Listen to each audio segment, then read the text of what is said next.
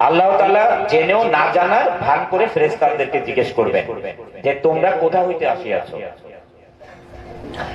তখন আল্লাহ তাআলা ফেরেশতাদেরকে আবারও জিজ্ঞেস করবেন ওই মজলিসে কি নিয়ে আলোচনা হচ্ছিল, যে হে আল্লাহ ওইখানে আল্লাহ এবং রাসূল নিয়ে আলোচনা হচ্ছিল, আর রাসূলের সুন্নত এবং আল্লাহ তাআলার যে ফরজ আল্লাহ তাআলাকে নিয়ে আলোচনা হচ্ছিল। তখন আল্লাহ তাআলা আবার জিজ্ঞেস করবেন তারা কি আল্লাহকে দেখেছে?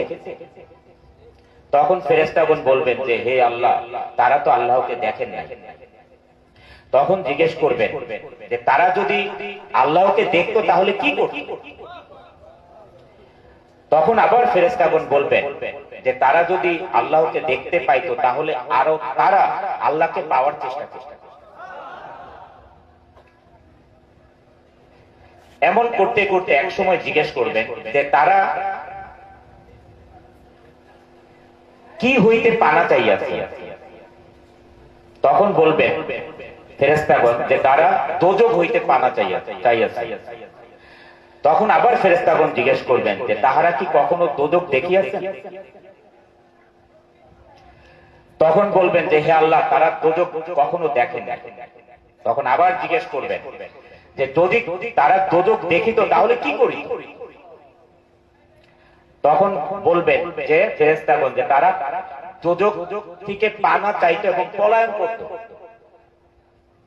তখন আল্লাহ তাআলা খুশি হয়ে বলবেন যে এই মজলিসে যারা ছিলেন তাদের বিগত দিনের সমস্ত পাপ আমি মাফ করে দিলাম।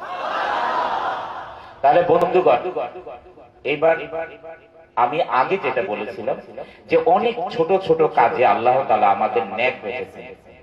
আমরা যখন সকালে ফজর নামাজ পড়তে যাই, আমরা আগামীকাল আল্লাহ তাআলা যদি আমাদেরকে হায়াত দারাজ করেন, আমরা আগামীকাল যদি বেঁচে থাকি আমরা মসজিদে ফজর নামাজ পড়তে যাব।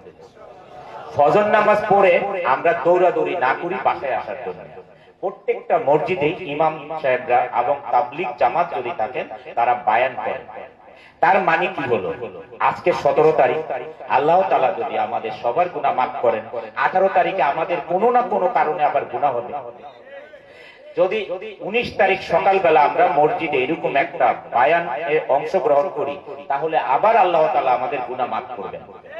তাহলে যেই ওসামা ভাইয়ের যে বায়ান ছিল আল্লাহ তাআলার নিকটবর্তী হওয়া, বেহেশত আমাদের আমলনামা ডান হাতে আসবে এবং আমরা বেহেশতবাসী হব, তাহলে কত সহজ ব্যাপারে। আমি আরেকটু কথা বলি, সেটা হুজুর পাক সাল্লাল্লাহু আলাইহি ওয়াসাল্লাম খেদমত করতেন হযরত আবু হুরায়রা রাদিয়াল্লাহু আনহু খেদমত করতেন। তাহাজ্জুদ নামাজের পানি, ওযুর পানি, মেসাজ সমস্ত কিছু দিতেন।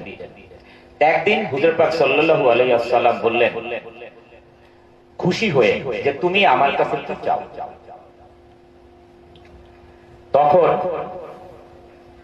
তিনি চুপ করে কিছুক্ষণ থেকে বললেন যে আমি আপনার সাথে বেহেশতে যেতে চাই।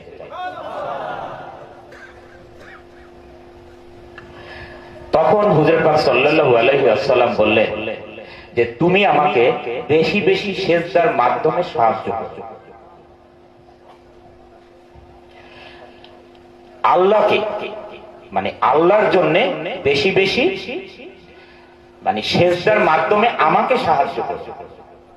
তাহলে এটা কি দাঁড়ালো বন্ধুগণ? মানে একমাত্র আমাদের নামাজ হচ্ছে আমাদের বেহেশতের চাবিকাঠি। নামাজ হচ্ছে আল্লাহর কাছে ফরিয়াদ করা।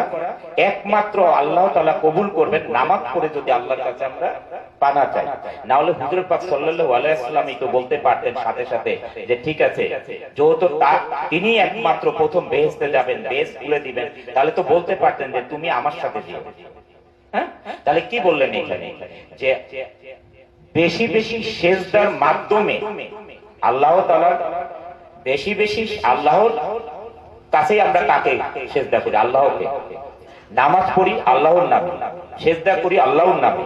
তাহলে বেশি বেশি সিজদার মাধ্যমে আমাকে সাহায্য করো, মানে তোমাকে সুপারিশ করার জন্য তোমার নামে। তাহলে বন্ধুগণ শেষ কথা, প্রথম কথা একটাই আমার, যে তাহলে একমাত্র আমরা বন্দিগি করব আল্লাহ তাআলা, আর কারণ না।